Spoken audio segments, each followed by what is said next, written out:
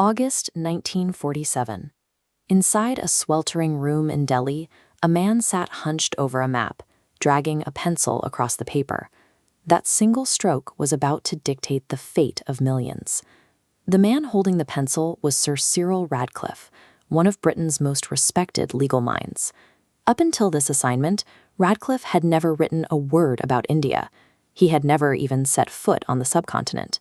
Yet the British government tasked him with dividing an empire of 400 million people.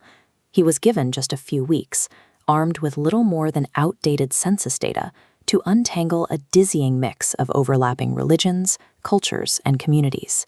The timeline was rushed because the British realized they were sitting on a political powder keg. India's last viceroy, Lord Louis Mountbatten, wanted out fast, hastily announcing that the empire would pack up and leave by August 15th.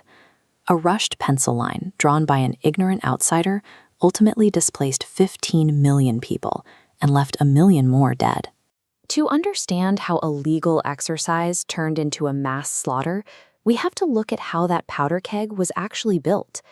It is often assumed that Hindus and Muslims in India were locked in eternal conflict, but the historical record shows a different story.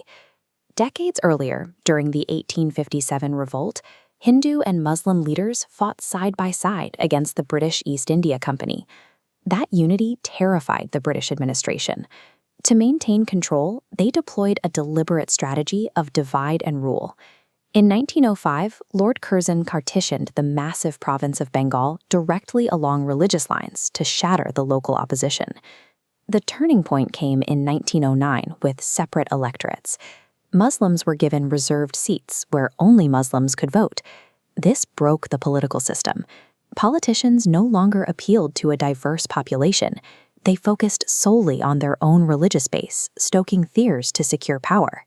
By encoding these religious silos into the law, the British administration made political sectarianism unavoidable.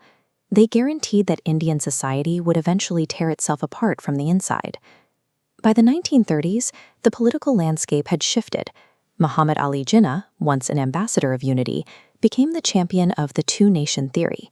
He argued that Hindus and Muslims were two distinct nations and demanded a separate state for Muslims, Pakistan. The Indian National Congress, led by Jawaharlal Nehru, pushed for a united, secular India. However, they struggled to provide concrete assurances to the Muslim minority that their rights and identity would be protected in a Hindu-majority system. At the same time, the rise of Hindu nationalist groups like the RSS and the Hindu Mahasabha fueled Muslim paranoia, reinforcing Jinnah's argument that a religious takeover was imminent. In 1946, the final attempt at a power-sharing agreement collapsed.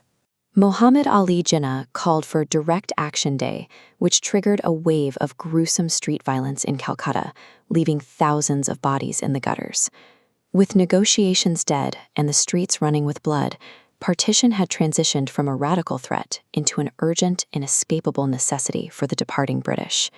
Independence was celebrated on August 14th and 15th, but the map remained locked in a safe, its actual borders hidden from the public until the 17th. This meant that millions of people raised flags and cheered for their freedom without knowing which country they were actually standing in. When Radcliffe's map was finally revealed, the chaos was instantaneous. His lines sliced right through the middle of tight-knit communities, splitting farms, separating families, and placing millions on the wrong side of a religious border. The result was an immediate, massive panic. 15 million people were displaced overnight. Families grabbed what they could carry and clogged the roads, marching for miles toward the supposed safety of their new nations. The violence followed the migration onto the railways. Convoys pulling into stations were often met with absolute silence. When the doors were opened, they were filled with the corpses of slaughtered refugees, soon known as the ghost trains.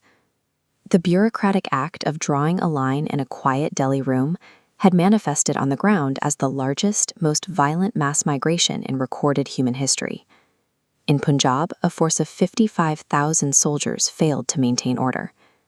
By August, the same explosive tension was brewing in the slums of Calcutta, where the British feared a similar bloodbath. Mahatma Gandhi arrived in the city to attempt a completely different tactic. He moved into a broken house in a riot-torn neighborhood and announced a fast unto death. vowing not to eat until the killing stopped. His moral authority accomplished what the military could not. As his health failed, rioters came to his door, surrendered their weapons, and went out to stand guard over the homes of the families they had previously tried to kill. But Gandhi's peace was a localized miracle.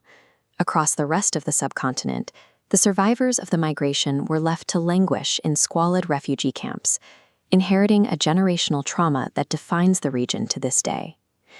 The partition remains a manufactured tragedy, born of colonial manipulation and political ambition, a stark warning of what happens when leaders reduce millions of complex human lives to a rushed line on a map.